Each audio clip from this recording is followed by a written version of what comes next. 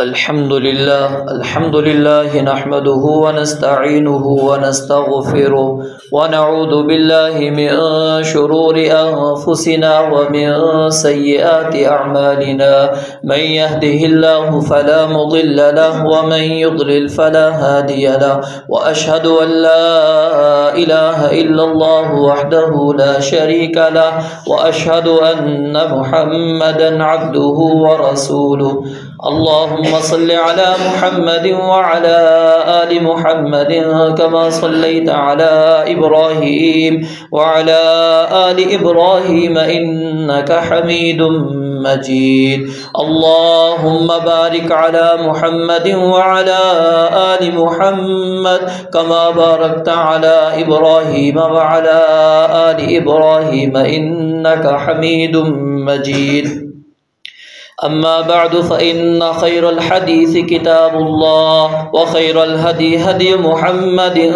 صلى الله عليه وآله وسلم وشر الأمور محدثاتها وكل محدثة بدعة وكل بدعة ضلالة وكل ضلالة في النار فأعوذ بالله السميع العليم من الشيطان الرجيم من همزه ونفخه ونفثه بسم الله الرحمن الرحيم إنا أنزلناه في ليلة القدر وما أدراك ما ليلة القدر ليلة القدر خير من 1000 شهر تنزل الملائكة والروح فيها بإذن ربهم من كل أمر سلام هي حتى مطلع الفجر رب اشرح لي صدري ويسر لي أمري واحلل عقدة من لساني يفقهوا قولي رب زدني علما رب زدني علما رب زدني علما سبحانك لا علم لنا إلا ما علمتنا إنك أنت العليم الحكيم رسول اللہ صلی اللہ علیہ وآلہ وسلم کی سیرت ہمارے لیے بہترین اسوہ اور نمونہ ہے، اور مسلمان کو ہر عمل کے اندر رسول مکرم صلی اللہ علیہ وآلہ وسلم کی سیرت کو ہی اپنانا چاہیے۔ تو نبی مکرم صلی اللہ علیہ وآلہ وسلم یہ آخری عشرہ جس کا آغاز ہونے جا رہا ہے، کس انداز کے اندر گزارا کرتے تھے، آپ کے معمولات کیا ہوتے تھے۔ ایک مسلمان کو اپنے معمولات کی ترتیب بھی وہی بنانی چاہیے جو رسول مکرم صلی اللہ علیہ وآلہ وسلم کی تھی، اور ہم اس بات کے زیادہ محتاج ہیں بنسبت رسول مکرم صلی اللہ علیہ وآلہ وسلم کے کہ جو مہینہ مغفرت والا مہینہ تھا، جہنم سے آزادی والا مہینہ تھا، جنت کے حصول کا مہینہ تھا، تقوی کے حصول کا مہینہ تھا، اس کے اندر ہم نے کیا حاصل کیا، کیا حاصل نہیں کیا، کیا اپنے مقاصد تک ہم پہنچ پائے یا ابھی تک نہیں پہنچ پائے۔ تو ہمیں اس چیز کی بھی فکر کرنی چاہیے۔ اس کو ایک مثال کے ذریعے سے بات سمجھنے کی کوشش کرتے ہیں کہ آپ نے گھوڑوں کی ریس دیکھی ہوگی کہ جب گھوڑا دوڑنا شروع کرتا ہے اس کا آغاز آپ دیکھیں، اور جب اس کو وہ کراس نظر آ رہا ہوتا ہے، آخر اس کو ٹریک نظر آ رہا ہوتا ہے جس کے اختتام پر اس کی ریس ختم ہونی ہے، اس وقت گھوڑے کی کیفیت دیکھا کرے کہ وہ دوڑ مزید تیز کر دیتا ہے، اور جو شاہ سوار اس کے اوپر موجود ہوتا ہے وہ مزید اس کو دوڑانے کی کوشش کرتا ہے، ایڑیاں مارتا ہے تاکہ وہ گھوڑا اور اپنی طاقت لگائے، اپنی پوری کوشش صرف کر دے اور سب سے پہلے وہ کراس کر لے۔ تو یہی کیفیت ہماری اس آخری عشرے کے اندر ہونی چاہیے کہ پہلے عشرے کے اندر ہم مسلمانوں کے حالات کو دیکھتے ہیں کہ مسلمان جوش جذبے کے ساتھ مسجد کے ساتھ وابستہ ہو جاتے ہیں، نمازوں کا اہتمام بھی کرتے ہیں، قرآن کریم کا بھی اہتمام کرتے ہیں، ذکر و اذکار کا بھی اہتمام کرتے ہیں، جیسے ہی 2-4 دن گزرتے ہیں یا کرتے کراتے چلے 10 دن چلے جائیے، 15 دن تک چلے جائیے، پھر انسان سست ہونا شروع ہو جاتا ہے۔ حالانکہ اعمال کا جو دار و مدار ہے، رسول اللہ صلی اللہ علیہ وآلہ وسلم نے فرمایا انما الاعمال بالخواتیم، آغاز کے اوپر اللہ تعالیٰ نے اعمال کا دار و مدار نہیں رکھا کہ انسان نے یہ عمل شروع کس نیت سے کیا، کس محنت کے ساتھ، کس جد و جہد کے ساتھ اس نے آغاز کیا تھا، نہیں، اس کا اختتام دیکھنا ہوتا ہے کہ آخر اس کی زندگی کا اختتام کس چیز پر ہوا ہے، عمل کا اختتام اس نے کس انداز کے اندر کیا۔ اگر رمضان المبارک کا آغاز ہم نے بڑی محنت کے ساتھ، جد و جہد کے ساتھ، کوشش کے ساتھ کیا ہو، اور آخر سستی کے اندر، کاہلی کے اندر، گلیوں بازاروں کے اندر گھومتے ہوئے، گپوں کے اندر، آپس میں بات چیت کے اندر، فضولیات کے اندر، لغویات کے اندر اگر ہم ان ایام کو گزار دیں، اور اس سے بڑھ کر افسوس کیا ہوتا ہے کہ ہمارے نوجوان طبقے نے خاص طور پر وہ یہ بات سمجھ لی کہ مولوی حضرات جو اس بات کا درس دیتے ہیں کہ جی آخری عشرے کے اندر آپ نے جاگنا ہے، جاگنے کا لفظ تو ہم نے سن لیا، لیکن جاگنا کس مقصد کے لیے ہے؟ کیا رسول اللہ صلی اللہ علیہ وسلم والی بال کھیلا کرتے تھے، کرکٹ کے میچ لگا لیا کرتے تھے کہ پوری رات نبی علیہ السلام صحابہ کرام رضوان اللہ علیہ مجمعین کو لے کر ایک میدان کے اندر جمع ہو جائیں اور کہیں کہ آئیں آپ میدان کے اندر کھیل کود کریں؟ ہم سمجھتے ہیں جاگنا ہے، جاگنے کا مقصد کیا ہے؟ بازاروں کے اندر چلے جائیں، گلی کوچوں کے اندر بیٹھ جائیں، ہم یا تو پھر کیا ہے کھیل تماشوں کے اندر اپنی رات کو بسر کر دیں۔ اور جن مساجد کے اندر ماحول مہیا کیا جاتا ہے، مساجد والے تو کوشش کرتے ہیں، آپ کو کھانا بھی دے رہے ہیں، سحری کا اہتمام بھی کروا رہے ہیں، آپ کے لیے چائے کا بھی انتظام کرتے ہیں، درمیان میں آپ کے لیے ریفریشمنٹ بھی کرتے ہیں، لیکن اس کے باوجود دیکھنے میں کیا آتا ہے کہ لوگ صرف کیا ہے گپوں کے اندر پوری رات گزار دیتے ہیں۔ اگر وہ آدھے گھنٹے کے لیے کھڑا کروا دیں، کہیں کہ ہم نے وتر کی نماز پڑھنی ہے، ہم نے آج قیام کرنا ہے، وہ مسجد جو 500 بندوں پر مشتمل ہو، آپ نماز کھڑی کر کے دیکھیں، آپ کے پیچھے وہی 10 افراد کھڑے ہوں گے جو شروع رمضان سے آپ کے ساتھ موجود تھے، 490 افراد پیچھے باہر کھڑے رہیں گے یا نماز کھڑی ہوتے ہی چلے جائیں گے، سحری کا وقت آئے گا فوراً آپ کے دسترخوان پر جمع ہو جاتے ہیں۔ ایسے لوگوں کو کھلانے کا کیا فائدہ؟ ایسے لوگوں پر اپنی رقم خرچ کرنے کا آخر کیا فائدہ ملے گا؟ ہمیں بتائیے۔ اور ایسے جگوانے کا کیا مقصد ہے، یا ایسے جاگنے کا کیا مقصد ہے؟ یہ ہماری ذمہ داری بنتی ہے، یہ ہماری جو مساجد کے ائمہ خطبہ ہوتے ہیں ان کی ذمہ داری بنتی ہے کہ اگر وہ مسجدوں کے اندر یہ ماحول دیکھتے ہیں فوراً اس کا تدارک کریں اور اس کو ختم کریں اور اس کی اصلاح کرنے کی کوشش کریں، سمجھائیں لوگوں کو۔ آج لوگوں کو پتہ ہی نہیں ہے کہ یہ آخری عشرہ ہم نے گزارنا ہے تو کس انداز کے اندر گزارنا ہے۔ باقی دن تو ہم گزارتے نہیں، ایک 27ویں رات کچھ لوگ جاگنے لگ گئے، بس وہ بھی دیکھ لیجیے آپ، یا تو قبرستان میں آپ کو نظر آئے گا بندہ چلتا ہوا یا بازاروں کے اندر۔ نبی علیہ السلام سیدہ عائشہ رضی اللہ تعالیٰ عنہ کیا بیان فرماتی ہیں کہ پہلے 20 دن آپ کا جو عشرہ گزرتے تھے، پہلے 2 عشرے کس طرح گزرتے تھے؟ آپ سوتے بھی تھے، رات کو قیام بھی کرتے تھے، لیکن جب آخری 10 دن شروع ہو جاتے، فرماتی ہیں کہ پورے 10 راتیں آپ علیہ السلام سوتے نہیں تھے۔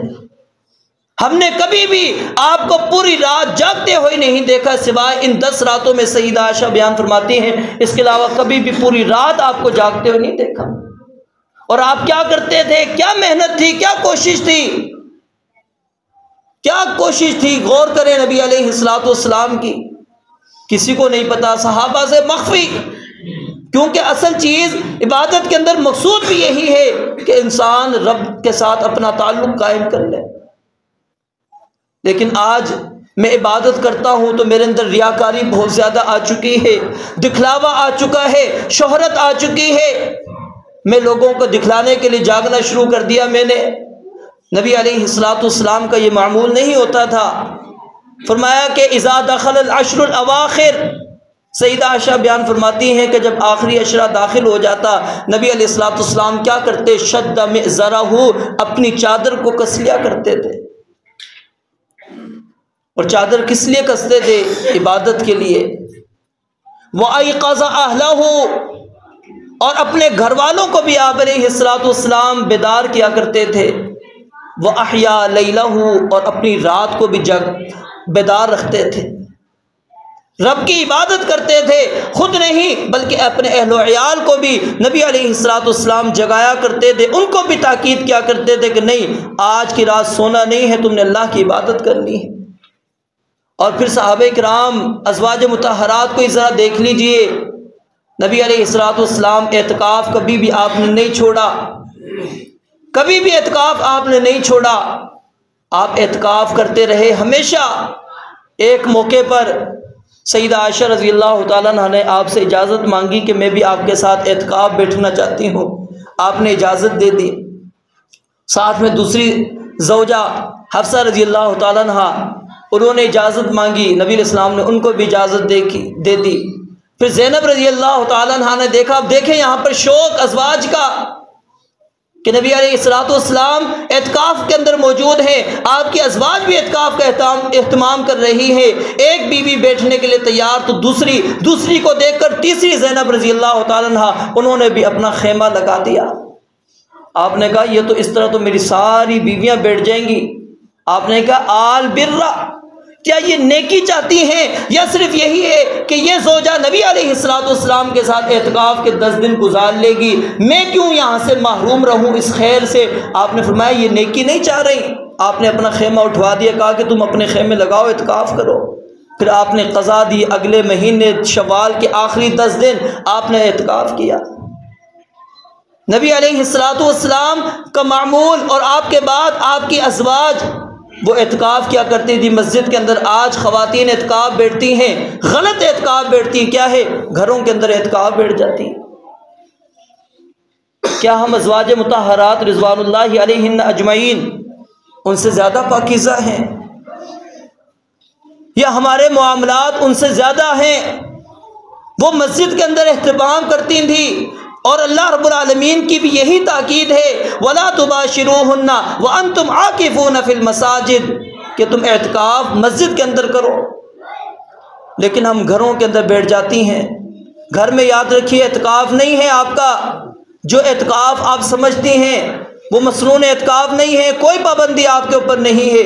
ہاں آپ رات جاگ رہی ہیں، عبادت کر رہی ہیں، ذکر و اذکار تلاوت، وہ اجر اللہ رب العالمین نے آپ کو دینا ہے، لیکن جو ایک اہمیت ہوتی ہے اعتکاف کی، کچھ پابندیاں ہوتی ہیں، کچھ خصوصیات ہوتی ہیں، ان چیزوں کو بندہ مد نظر رکھتا ہے، وہ گھروں کے اندر اعتکاف کے اندر چیزیں نہیں ہیں۔ تو نبی علیہ الصلوۃ والسلام اعتکاف کا اہتمام کیا کرتے تھے۔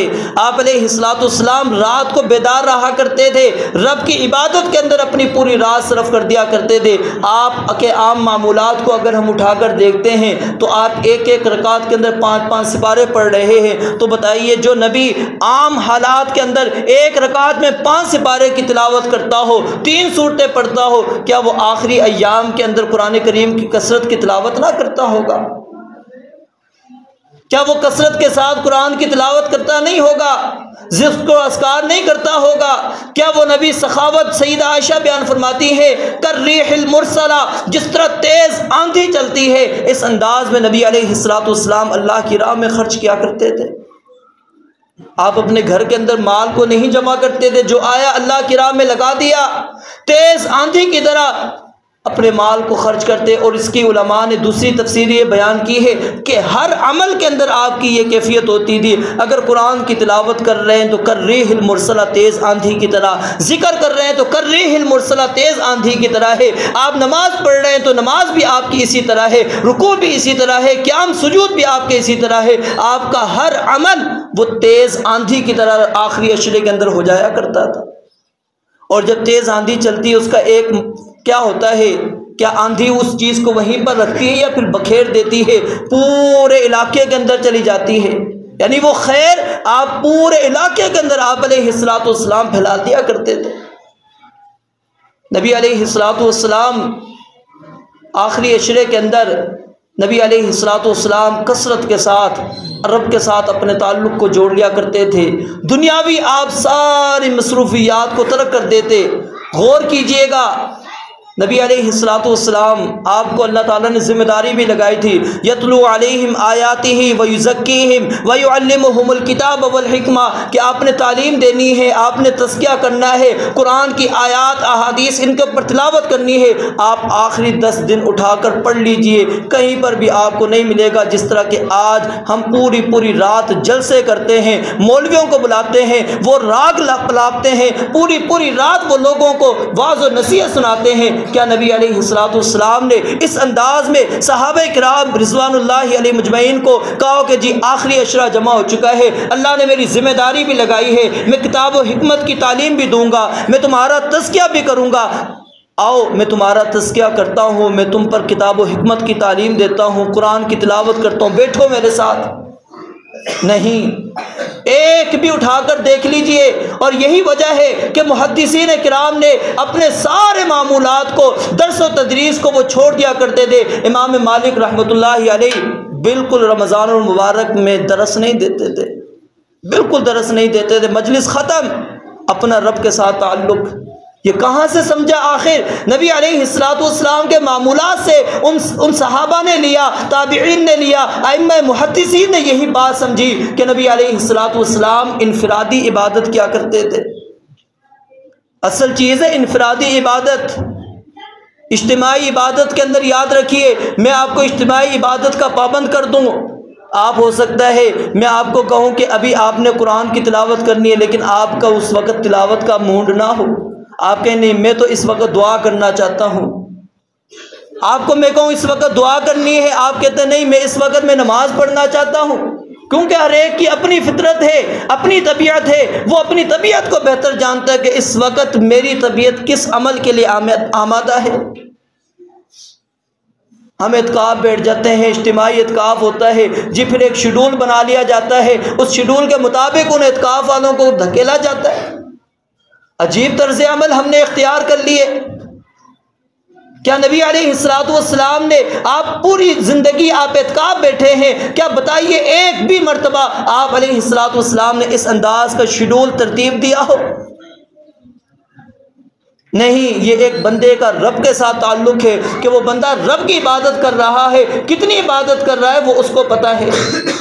اور یہ یاد رکھیے آخری عشرے کے اندر اللہ رب العالمین کی طرف سے ایک خاص رحمت ہے ہم پر۔ انسان کو ویسے تو ایک موقع دیا جاتا ہے، کوئی بھی ہوگا جتنا بھی سخی ہو، جتنا بھی سخی ہو، آپ کو کہے گا یہ خزانوں کا ڈھیر پڑا ہے، لیکن ایک موقع دے گا کہ ایک موقع ہے آپ کے پاس، جتنا لے کر جا سکتے ہو چلے جاؤ۔ یہ نہیں کہے گا کہ 5 موقع ہیں، 5 مرتبہ آئیں اور 5 مرتبہ اس خزانے سے جو کچھ لے کر جانا چاہتے ہیں چلے جائیں۔ نہیں، جتنا بھی سخی ہوگا ایک مرتبہ ہی آپ کو موقع دے گا۔ رب دیکھیے ہمیں 5 مرتبہ موقع دیتا ہے، 5 مرتبہ رب العالمین 5 راتوں میں ہمیں موقع دیتا ہے، 5 چابیاں رب العالمین ہمیں دیتا ہے کہ یہ خزانے کی چابی ہے، پہلے دن لگا کے دیکھو، 21ویں تاریخ کو لگ گئی تمہارا نصیب، نہیں لگی اگلے دن آ جائیں، 23 کو لگا لیں، 23 کو کام نہیں بنا 25 کو بنا لیں، 25 کو نہیں 27 کو نہیں 29 کو۔ اور یہاں پر ایک اور چیز بھی میں سمجھاتا چلوں اپنے لیے بھی آپ کے لیے بھی، ہم کیا ہوتے ہیں رات کو تھوڑی بہت عبادت کی، صبح اٹھ کے دیکھتے ہیں کہ جی حدیث کے مطابق سورج کی کیا کیفیت ہے، کیا رات کیسی تھی، ہم کیوں ان مسائل کے اندر پڑھتے ہیں؟ کیا آپ صرف لیلۃ القدر کی تلاش کرنا ہی چاہتے تھے؟ آپ کو اگر 21ویں رات محسوس ہو گئی، 4 راتیں آپ محروم کر لیں گے اپنے آپ کو۔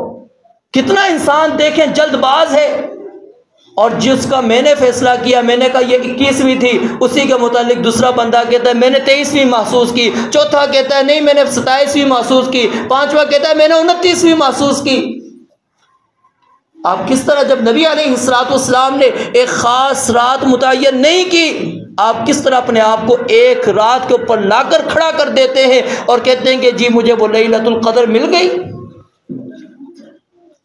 ہم 5 راتیں نہیں بیدار ہو سکتے، نبی علیہ السلام 10 راتیں بیدار ہوتے تھے۔ پورا عشرہ 5 راتوں کا معاملہ نہیں ہے، پورا عشرہ آپ کا 10 راتیں، غور کریں، پورا عشرہ 10 راتیں نبی علیہ الصلوۃ والسلام، اللہ رب العالمین نے یہ ہم پر نرمی کی۔ چلے نبی علیہ الصلوۃ والسلام کی شفقت ہے کہ نبی علیہ الصلوۃ والسلام نے ہمیں کہا التمسوها فی العشر الاواخر من الوتر، کہ آخری عشرے کی طاق راتوں میں اس کو تلاش کر لو، ہمیں 5 راتیں پھر سونے کے لیے مل گئی ہیں۔ لیکن اگر ان 5 راتوں کے اندر بھی ہم دیکھیں، اگر اس چیز کو حاصل نہ کریں تو یاد رکھیے حدیث کے مطابق نبی علیہ الصلوۃ والسلام نے فرمایا کہ جو بندہ اس رات کی خیر سے محروم کر دیا گیا فقد حرم الخیر کلہ، وہ پوری کائنات کی خیر سے وہ بندہ محروم ہے، وہ ہر بھلائی سے محروم ہے، وہ حرمان نصیب ہے اس کا۔ یوں سمجھ لیں وہ بیچارہ بد نصیب انسان ہے کہ اس کو ان 4-5 راتوں کے اندر بھی عبادت کی توفیق نہیں ملی۔ رب نے اس سے یہ صلاحیت، یہ توفیق ہی چھین لی۔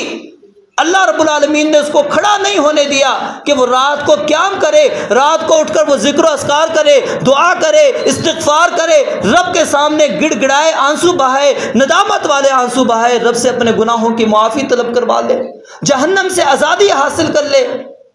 جو بندہ یہ بھی نہیں حاصل کر سکا تو فقد حرم الخیر کلو، اللہ نے تو موقع دیا تھا، کسی کی عمر اتنی نہیں ہوتی، کتنی ہے؟ خیر من الف شہر، 1000 مہینوں سے بہتر افضل ہے۔ 83 سال نبی علیہ الصلوۃ والسلام کی امت کی عمر کتنی ہے؟ 60 سے 70 کے درمیان۔ وَقَلَّمَا يَجُوز بہت کم ہے جو 70 سے اوپر جاتے ہوں۔ جو آپ ایک مرتبہ بیٹھ کر قرآن مجید کی مثال ہے، ایک آیت 83 سال تک پڑھتے رہے، بار بار پڑھتے رہے، 83 سال تک پڑھیں، اور وہی آیت آپ رات کے ایک پہر میں جو آپ کو لیلۃ القدر کی ہو اگر مل جائے تو وہ 83 سال کے برابر، اس سے بھی افضل ہے یہ جو آپ نے ایک آیت ابھی پڑھی۔ 83 سال آپ 10 روپے خرچ کرتے جائیے، لگا لیجئے حساب، لاکھوں میں بنے گا۔ یہاں پر صرف آپ نے ایک رات ہے 10 روپے خرچ کیے، اللہ رب العالمین نے 83 سال کی عبادت سے بہتر۔ 83 سال آپ نفل پڑھتے رہے، نماز پڑھتے رہے، رکوع کرتے رہے، قیام کرتے رہے، رب کے سامنے جھکتے رہے، لیکن یہاں پر صرف 2 رکعتیں آپ نے ادا کی، وہ 83 سال سے بہتر ہے۔ ہر چیز کے اندر یاد رکھیے، وہ چاہے دعا ہے، چاہے وہ ذکر ہے، چاہے وہ اللہ رب العالمین سے استغفار ہے، چاہے وہ رب کے سامنے قیام ہے، رکوع ہے، سجود ہے، کچھ بھی ہے، کوئی بھی عمل آپ کر رہے ہیں وہ 83 سال کی عبادت سے بہتر ہے جو اس رات میں انسان کو مل جائے۔ اور یہ رات کا مل جانا بھی یہ رب کی طرف سے ایک بڑی عظیم نعمت ہے۔ کچھ لوگوں کو نصیب ہو جاتی ہے اور ملنے کے بعد بندہ بیدار بھی ہو، محنت بھی کرے، کوشش بھی کرے، اللہ ثواب نہ دے تو رب کے سامنے کیا ہے؟ کون پوچھنے والا ہے کہ اللہ تو نے مجھے ثواب کیوں نہیں دیا؟ لیکن امید تو انسان کو ہونی چاہیے نا رب کے ساتھ، ایک امید کے ساتھ وہ جاگے، رب کی عبادت کرے۔ تو اس عشرے کے اندر کوشش کریں اپنے دنیاوی تعلقات کو پس پشت ڈال دیں۔ دوست احباب سے اگر آپ 10 دن تعلق توڑ دیں گے تو کیا ہوگا؟ گپے نہیں لگائیں گے تو کیا ہوگا؟ ہوٹلوں میں نہیں بیٹھیں گے، بازاروں میں نہیں جائیں گے، آپ کی مجلس نہیں لگے گی تو کیا ہو جائے گا؟ 10 دن کے لیے اپنے تعلقات کو توڑ دیں، بیگانے ہو جائیں، بیگانے، بس اپنا تعلق رب کے ساتھ جوڑ لیں۔ یہ جو ہم نے 20 دن اپنا جائزہ بھی لیں کہ ان 20 دنوں کے اندر ہم نے کیا کیا، کیا حاصل کیا، کیا کھویا، کیا ہم وہ مقاصد حاصل کر سکے جو ماہ رمضان کے تھے، یا حصول کے اندر کہیں پر ہم سے کوتاہی کمی ہو گئی ہے تو اس کی تلافی کرنے کی کوشش کریں، رب کے سامنے گڑ گڑائیں، رب کے سامنے معافی مانگے، رب کے ساتھ اپنے تعلق کو مضبوط کرے۔ تو میرے بھائیوں، یہ خاص طور پر جو ہمارے پاس یہ فتنہ ہے، یہ بڑا فتنہ ہے، یہ مجھے پہلے قرآن کی تلاوت پہ لگائے گا، اس کے بعد مولوی صاحب کی تقریر پر لگائے گا، اس کے بعد تیسرے کام پر لے جائے گا، آہستہ آہستہ یہ میرا وقت صرف کر دے گا، پھر کہے گا نہیں آپ کو ضروری ایک میسج کیا ہے، وہ ضروری میسج دیکھ لیں۔ اب ایک میسج ضروری تھا، اس کے بعد بندہ دیکھتا ہے فلاں کا بھی میسج ہے، چلو اس کو، وہ 1 منٹ کے لیے اس نے کھولا تھا، وہ 1 منٹ نہیں ہوتا، پھر وہ 1 گھنٹہ انسان کا لے جاتا ہے۔ وہ خبر ایک پڑھنے کے لیے فیس بک پہ جاتا ہے، وہ 1 نہیں ہوتی، پھر وہ اس کے گھنٹوں صرف کر دیتی ہے۔ وہ یوٹیوب پہ جاتا ہے تو ایک چیز دیکھنے کے لیے جاتا ہے، لیکن وہ اس کی پوری رات لے کر چلا جاتا ہے۔ یہ ہمارے اعمال کو، ہماری راتوں کو چھیننے والا ہے۔ یاد رکھیے، اس کو اپنے آپ سے جتنا دور رکھیں گے اتنی خیر کی طرف آئیں گے جتنا اس کو پاس رکھیں گے۔ اور شیطان ڈالتا ہے وسوسے، خیالات ڈالتا ہے، کیونکہ ہمارا تعلق اس کے ساتھ ایسا ہے کہ ہر ایک کا تعلق کسی کے ساتھ جڑ چکا ہے۔ کسی کا فون آنا ہے، کسی کا میسج آنا ہے، کسی کا کیا، کسی نہ کسی بہانے سے بندہ تلاش کرتا ہے۔ جب کھولتا ہے تو اس کے سامنے پھر دوسری چیزیں بھی آتی ہے، پھر بندہ 2 منٹ لگاتا ہے، 4 منٹ کرتے کراتے پھر وہ گھنٹوں بھی چلے جاتے ہیں اور پتہ بھی نہیں لگتا ہے انسان کو۔ تو اس سے اپنے آپ کو دور رکھیے۔ اپنے دوستوں کے ساتھ جتنا ہو سکے ان سے کہیں کہ نہیں بھائی یہ عبادت کی رات ہے، آپ بھی عبادت کریں، مجھے بھی عبادت کرنے دیں، آپ بھی ذکر و اذکار کریں، مجھے بھی کرنے دیں، آپ بھی قرآن کی تلاوت کریں، مجھے بھی کرنے دیں، آپ بھی دعائیں کریں، مجھے بھی کرنے دیں، آپ بھی استغفار کریں، مجھے بھی استغفار کرنے دیں، آپ بھی اللہ کی راہ میں خرچ کریں، مجھے بھی خرچ کرنے دیں۔ آئیے دونوں ملتے ہیں، رب کے سامنے کھڑے ہو جاتے ہیں، رب کے سامنے کھڑے ہو کر ہم اللہ رب العالمین کی عبادت کرتے ہیں۔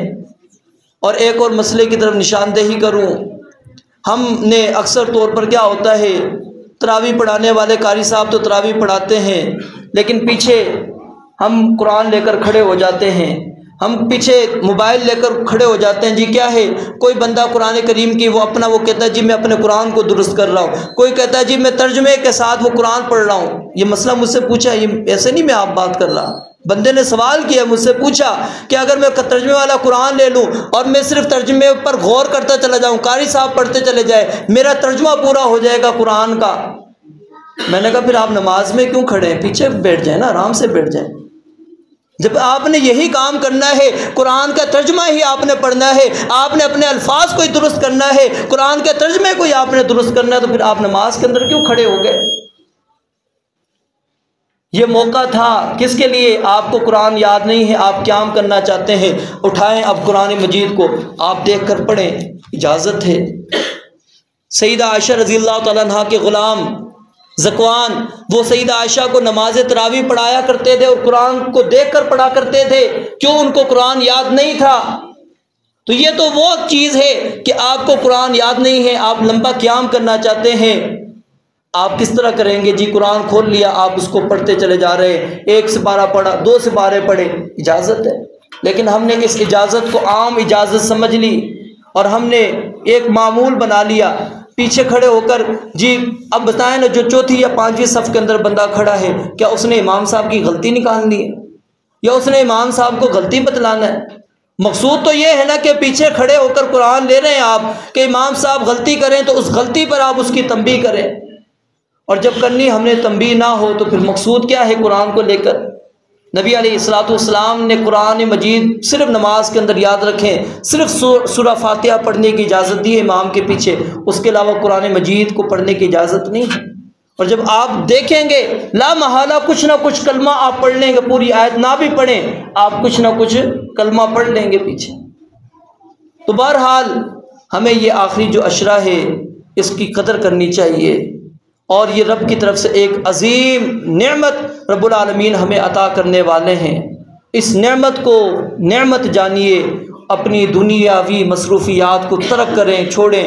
اگر آپ اعتکاف کے لیے وقت نہیں نکال سکتے تو کم از کم یہ جو آخری 10 راتیں ہیں، ان 10 راتوں کو عبادت کے اندر صرف کریں۔ اپنا جتنا وقت ہو سکے انسان عبادت کے اندر لگائے، فضولیات سے بچائیں، اور عبادت کے اندر اگر آپ لگاتے ہیں اس وقت کو، پھر آپ سو بھی جاتے ہیں تو وہ سونا بھی آپ کا عبادت ہے۔ لیکن اگر آپ سونے سے پہلے گپے لگاتے رہے پھر سو جاتے ہیں، پھر تو یہ عبادت نہ ہوئی نا۔ آپ قرآن کی تلاوت کر رہے تھے، نماز پڑھ رہے تھے یا ذکر و اذکار کر رہے تھے، تھکاوٹ محسوس کی، آپ آرام کرتے ہیں، یہ سونا بھی مومن کا عبادت ہوتا ہے۔ لیکن کیا ہے، جب اس کا عبادت کے اندر وقت صرف ہو رہا ہوگا، اگر وہ عبادت کے اندر وقت صرف نہیں، وہ بندہ ویسے ہی سو جائے اور وہ کہے کہ جی میں تو سو گیا تھا، پورا سونا ہی میرے لیے عبادت ہے، یہ عبادت نہیں ہے۔ آپ وہ سو رہے ہیں اس لیے تاکہ میں اگلے پہر کے اندر کھڑا ہو جاؤں، گھنٹے کے بعد 2 گھنٹے کے بعد میں پھر چست ہو جاؤں، توانا ہو جاؤں، رب کے سامنے پھر کھڑا ہو کر میں اللہ کی عبادت کر سکوں۔ تو اتنی کوشش کریں جتنی آپ زور لگا سکتے ہیں، جتنی آپ کے اندر طاقت ہے، قوت ہے، اللہ نے طاقت دی ہے، میرے بھائیو اتنی طاقت اپنی صرف کر لیں۔ یہ آخری چند دن ہمارے پاس ہیں جہنم سے آزادی حاصل کروانے کے، اور اس کے اندر جیسا کہ پچھلے جمعے بھی آپ کو بتلایا کہ سب سے بڑی چیز جو انسان کے کام آئے گی وہ انسان کی دعا ہے، استغفار ہے۔ رب کے سامنے گڑ گڑائیں، رب سے معافی طلب کریں، اور اگر یہی چیز ہم نے حاصل کر لی تو یقیناً ہم نے رمضان المبارک کا مقصد بھی حاصل کر لیا، اور اگر اس چیز کو ہم حاصل نہیں کر سکے تو رمضان المبارک ہمیں ہماری زندگیوں کے اندر کچھ نہیں دے کر گیا سوائے بھوک پیاس اور تھکاوٹ کے۔ رب العالمین سے دعا ہے اللہ تعالی ہمیں ان آخری ایام کو اس انداز کے اندر بسر کرنے کی توفیق عطا فرمائے جس طرح کہ نبی مکرم صلی اللہ علیہ وسلم اور آپ کے اصحاب صحابہ کرام رضوان اللہ علیہ اجمعین بسر کیا کرتے تھے۔ رب العالمین سے دعا ہے کہ اللہ رب العالمین ہماری کامل مغفرت فرمائے، اللہ تعالی ہمیں ان خوش نصیب افراد کے اندر شامل فرمائے جن کو اللہ تعالیٰ نے جہنم سے آزادیاں نصیب فرمائی ہیں، جن کی اللہ تعالیٰ نے کامل مغفرت فرمائی ہے۔ اللہ تعالیٰ ہمیں اس ماہ مبارک کا جو مقصد تھا اللہ تعالیٰ ہمیں اس مقصد کے حصول کے لیے رب العالمین ہمیں توفیق بھی دے، اور اللہ رب العالمین سے بلکہ یہ چیز ایک اور، صحابہ کرام رضوان اللہ علیہ اجمعین جب یہ آخری 15 دن شروع ہوتے تھے وہ کیا کرتے تھے؟ دعائیں کرنا شروع کر دیا کرتے تھے کثرت کے ساتھ۔ سیدنا ابو درداء رضی اللہ تعالیٰ عنہ جو نماز پڑھایا کرتے تھے، تمیم داری رضی اللہ تعالیٰ عنہ جو سیدنا عمر رضی اللہ تعالیٰ عنہ کے دور خلافت میں تراویح پڑھایا کرتے تھے، وہ آخری جو یہ ایام ہوتے تھے 15 دن، ان دنوں میں وہ قنوت کا اہتمام کرتے تھے، دعاؤں کا یعنی کثرت کے ساتھ اہتمام تھا۔